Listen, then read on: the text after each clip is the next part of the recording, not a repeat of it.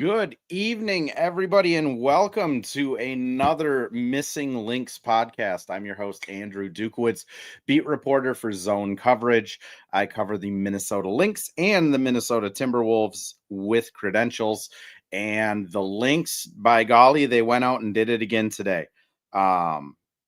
Taking care of the Chicago Sky. It wasn't a pretty win. It wasn't the most fun win. But in Kent Youngblood's last game as a writer for the Star Tribune, the Lynx took care of business and sent him out on top. And now they will head out onto the road at 17-2, just really dominating the WNBA. I mean, 17-2, that gives them a 4.5 game lead over the one spot for the season. And they are hard to poke a lot of holes in. I guess breaking down the game first, if we're going to nitpick, and we got to do it, Sky were up 14 after the first quarter. They had 18 points in the paint, and they were just dominant. It looked like the Lynx were a team coming into this game that just simply ran out of gas. 5 games in 8 nights. Second end of a back-to-back. Not only that, but the third game in 4 nights. It just looked like the Lynx maybe finally kind of, the grueling part of the season catching up to them. And then the second quarter happened where they did not allow a single point in the paint and really just kind of, knocked the Sky back. Nothing was easy in the second quarter. Nothing was really able. The Sky looked really kind of just stun locked. They weren't really able to get into the post. They weren't able to really set up threes. They had shot clock violations. Angel Reese was getting pretty frustrated just with how physical the Lynx were playing. And they really just completely changed the complexion of the game. Third quarter, Lynx came out at halftime, did kind of the same old. They built on their lead. They held the Sky to just 15 points. They didn't turn the ball over. They played smart. Diamond came in and had a enormous impact. For all of the people that were losing faith in Diamond Miller, she came in, hit a couple huge threes in this game. One from the corner, another one just a step back kind of dagger over Angel Reese, where Diamond let her know about it. For people that don't know, Diamond and Angel Reese played together in Maryland. So there is a little bit of like a camaraderie between the two of them, but also they're competitors. Diamond also had a couple blocks on Angel Reese, the second of which she blocked with probably every ounce of muscle in her body and let Angel know about that one afterwards. Fourth quarter, the Lynx, you could say they let off the gas a little bit. You could also say that fatigue started to set in. They only outscored the Sky by 1 point in the fourth quarter, and it got kind of hairy towards the end of the game. Kayla McBride went 2 for 4 on the free throws that would have really kind of helped seal it. I should also note that Kayla McBride, although she struggled offensively, she did hit this pretty remarkable scoop shot in the fourth quarter to put the Lynx up and kind of give them a little bit more control and command. And Kayla also, for people who watched the game, Rachel Banham was really kind of going nuts from 3. I believe she was 4 for 4 at one point, and then Coach Reeve made the decision to switch K-Mac onto her, and for the rest of the game, she went 2 for 6. So K-Mac offensively was not the ideal game, but she hit the shot when it mattered. She did hit 2 out of her 4 free throws, and she kind of shut down the only offense that was really working consistently for the Sky. Again, Lynx take care of business. It was a gritty win. It wasn't a pretty win. They end up winning by 5 when it's all said and done. This is a Lynx team that is going to play the Sky 3 more times before the end of July, including an away on the 12th and the 14th. And then they turn around and play back at home on the 22nd against the Sky. And it's going to get chippy between these two teams. I mean, Lan was saying some words to the refs, just I think begging them to make a call so that she didn't die in this game. Angel also got undercut by Masha Kluendikova at one point, and Angel was pretty fired up about that. I honestly think that she had a point to be fired up about that, but even Diamond got a technical. She thought that she was going to get an and one on a tough shot, didn't get a call, got a tech after approaching the ref. We'll call it approaching the ref. She was pretty hot approaching the ref though. All in all, though, this is another Lynx game where it just felt like, they maybe slept walk into the game. Cheryl talked about that after the game, saying that this is really the second game in a row that their energy and effort were not ideal at the beginning of the game. And after they kind of woke up, they really took care of business. I mean, if the Sky didn't build that 14-point lead in the first quarter, this probably could have headed towards a blowout. Ben says here Mackey doesn't get enough credit for her defense in the chat. I completely agree. I think K-Mac is an all defensive level guarder. I mean, she takes the best guard assignment every single game, never complains. She genuinely holds them down pretty well for almost every minute she's in there. She's great at dodging screens. She's just a really good, smart defender. She's not going to get 3 steals a game. She's not going to get 3 blocks a game, but she doesn't make mistakes. Ryan says here in the chat, free Peely. I'm going to be honest. I thought maybe we would see some Peely minutes tonight. Cheryl didn't seem particularly happy with Alana Smith. She also, I mean, it should be noted, Fee only played 32 minutes tonight. Normally she's closer to 36, 37. And when Diamond Miller started going off, honestly, Fee was on the bench. I thought we could have saw some Peely moments. Peely, I think, is an interesting case. I think she's going to still have a spot on this team. I think there will be certain matchups where she'll get minutes, maybe against like a small ball team, or if they really feel like they can attack a center with spacing. I could see her having a role on this team, but the depth in front of her with Lan, Fee, Masha, Diamond coming through now, it's just going to be hard. MB, I saw your comment here too about Mackey and Lan, both of them. I mean, Lan she got rewarded last year with the all defensive second team as a center. I mean, she is a undersized power forward playing center in the WNBA, getting beat up every single night. And she puts together some of the most remarkable defensive performance. Her ability to just kind of read and react when someone's posting up on her and then just poke at the last second to get a steal or block on her way down with the offhand. I mean, she is just so talented at just the weird little minutia things. Like, she's not someone that's going to rise up and just, pin a ball against the backboard, but she is someone that even if she gets beat, she's always in position to contest a second time. She doesn't jump on jump fakes. I mean, she just is solid. And I think, when she was coming to this team last year from Chicago, it was maybe a little slept on of how good of a defender she was. I think for sure as a shooter, she was slept on a little bit. But now that she's been on a team like the Lynx, I think she's at least getting a little more recognition. Transitions in, I guess, pretty nicely to, the Lynx only got 2 All-Stars. They have a 4.5 game lead for the 1 seed, and they are sitting with just Fee and Courtney as All-Stars. And I think both K-Mac and Lan both had really good cases to be All-Stars. Lan is putting together pretty much career highs in everything except for free throw percentage, which oddly is terrible this year.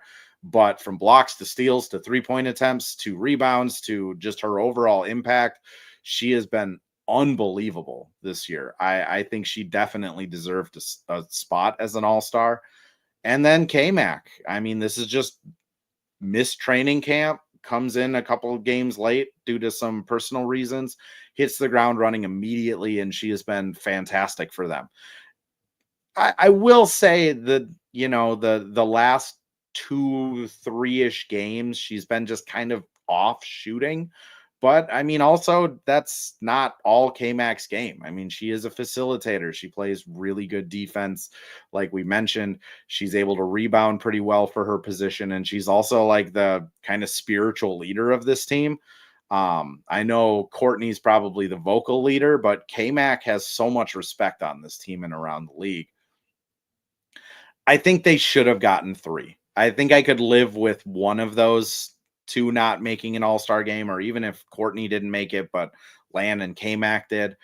I just don't, coaches vote on the reserves. And I feel like it was just a little bit of a slight against the Lynx for whatever reason that they didn't get 3.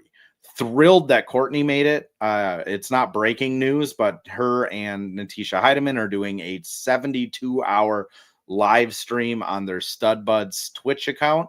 They were planning on doing that before she made the All-Star game. I did ask her after the game if that's still the plan, and I was told yes. They are going to have the camera on for 72 hours the entire weekend. T is going to be strapped to Courtney's hip, and they are going to just have a blast the entire weekend. I don't know how many fines they are going to get. I don't know if they are going to need a PR representative after that. I'm sure a couple people in the Lynx organization are maybe getting some heartburn at the thought of a 72-hour live stream with Courtney Williams, because she is unapologetically herself at all times. But that's what we're going to be getting at Over All-Star. And I will be honest, I will be watching that almost in its entirety, because those 2 understand the content game better than almost anybody.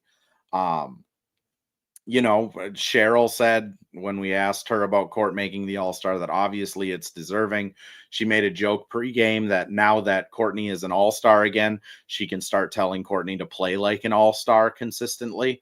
So she thinks that's going to work in her favor pretty well. And after the game, she kind of echoed the thought of a lot of Lynx fans, my thoughts, that it's really frustrating that a team can be so far ahead in the standings and have teams underneath them get 3 all-stars, or have teams underneath them get 2 when they have like a 6 or 7 game lead over them. And it sounds like, it's complaining, but in the WNBA, these players don't make, and I hate to always bring it back to money, but like they don't make the same amount of money that like an NBA player does. Getting the bonus for making an all-star team is like impactful for these people. Getting the recognition, the ad deals, the extra revenue, being able to take part of the festivities, like all of that stuff matters. And to someone like K-Mac or to someone like Lan, I mean, K-Mac's been an all-star, but like we saw what it did for her brand last year of just being able to be out there and be K-Mac on an all-star court. For someone like Lan to get that first opportunity to go out there, I think it would have really mattered, money aside. MB asks when they're going to announce the 3-point contest. I don't know. I would expect that's probably going to be coming out in the next week or so, but the WNBA is not great at communicating these things. But I would assume that's going to come out. Same with the skills competition relatively soon. The 3-point contest this year is going to be a lot of fun because there is, I mean, the WNBA is shooting record amounts of threes just like the NBA is. And like some of these players can shoot. It's going to be a ton of fun. But back to the All-Star thing. It's frustrating when you're a team that is so far ahead in the standings and you're just not getting rewarded. And then it's also frustrating that like these people are missing out on those chances. Like Alana Smith, who knows? This might be the best season she's going to have in her career. And she didn't make the All-Star game, which is frustrating. She missed out on the money and the experience. And who knows if she's going to have another crack at it.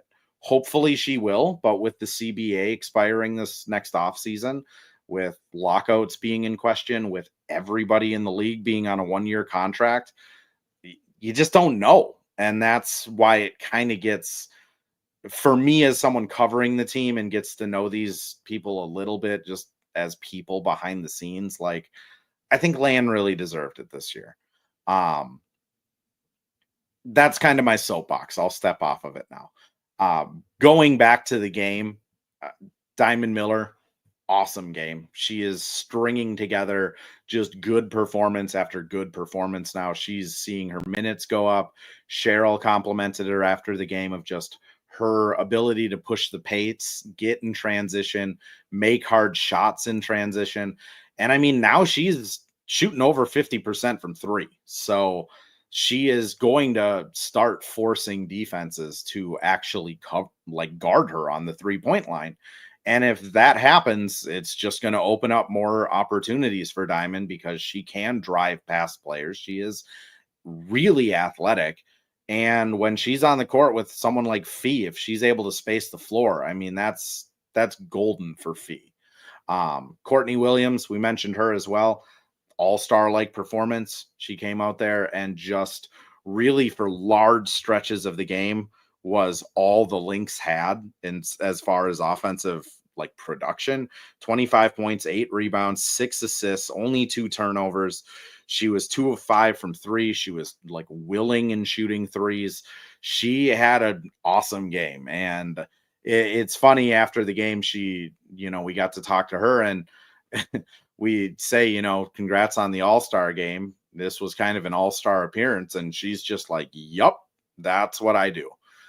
She did share a funny story that the commissioner called her today, and she doesn't pick up random numbers. So she sent the commissioner to voicemail. Commissioner double called her. So Courtney picked up, and that's how she found out she was an all-star. And then the first person she called to say she was an all-star was Cheryl, which, if you ever question the relationship Cheryl has with her players, says a lot that Courtney's calling Cheryl Reeve before she's calling her dad, who she shares a podcast with, or telling T, who she shares a live stream Twitch account with. Just a really deserving all-star for Court. She is having really the best season of her career from like a playmaking standpoint. It's her highest assist percentage season. Her assisted turnover ratio is, I think, third highest of her career. She is per minute averaging more assists than she ever has. And keep in mind that assisted turnover ratio stat is including a game in which she had 10 turnovers and a game in which she had 6 turnovers. I mean, I know in the offseason, a lot of people were, making noise that Fee needs a Robin. Fee needs a better point guard.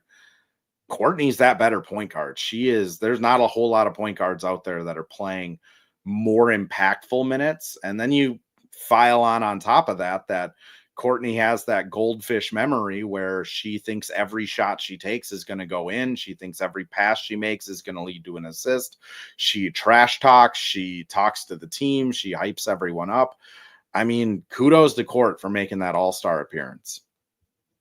The other thing I did want to just highlight, in recapping the game, is Angel Reese. I'll be completely transparent.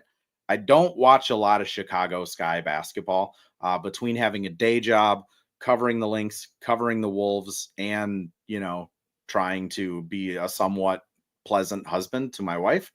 I don't have a lot of time to watch Chicago Sky basketball, especially when I have a losing record. But 16 points, 17 rebounds, and honestly, what I felt was the most impactful and impressive is 6 assists.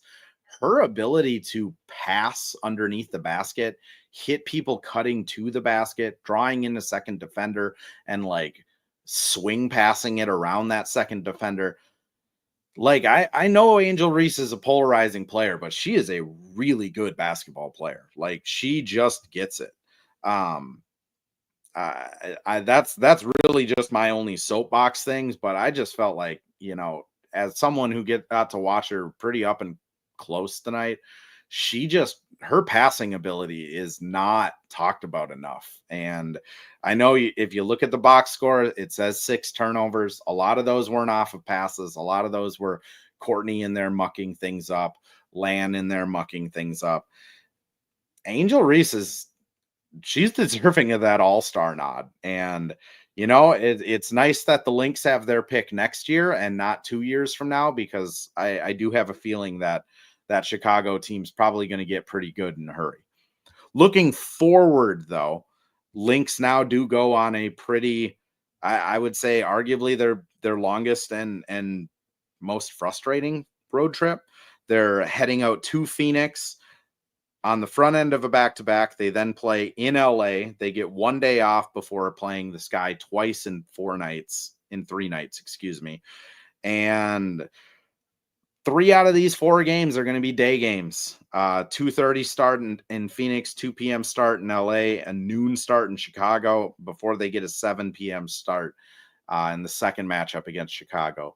Phoenix, this is going to be a test. Alyssa Thomas should be playing. Saba will be playing. Lynx are at full strength. I would assume Land looked pretty good out there today. This is going to be a really good test for this Lynx team to see how they match up against the Mercury, who they are probably going to end up playing in the playoffs. The Sparks are, we mentioned it before. They've been sneaky good kind of throughout the whole season. And then Chicago on back-to-backs is going to be a pretty bruising game. After that Chicago game, though, that's when the Lynx schedule really kind of becomes friendly again. They come home, play the Mercury on the 16th. They have the All-Star break, and then they play the Sky on the 22nd. Not so much easy from a win-loss perspective, but just getting a break from playing basketball. Again, they play 3 games in 4 nights, all on the road, and then they have 1 day off and they play Chicago again. The scheduling gods at the WNBA have not been kind to the Lynx in this stretch, but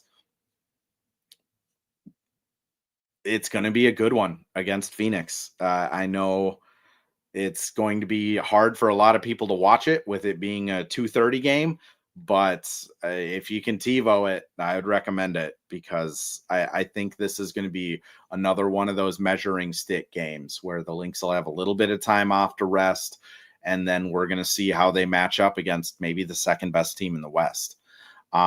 Last thing before I get off the pod here, I am going to be running this pod while I am in Summer League. Provided that it doesn't interfere with Wolves games. If it does, I'll just run it a little bit late, but I will be running the pod throughout the rest of the month here until an official announcement comes out of where the Missing Links pod is going into the future.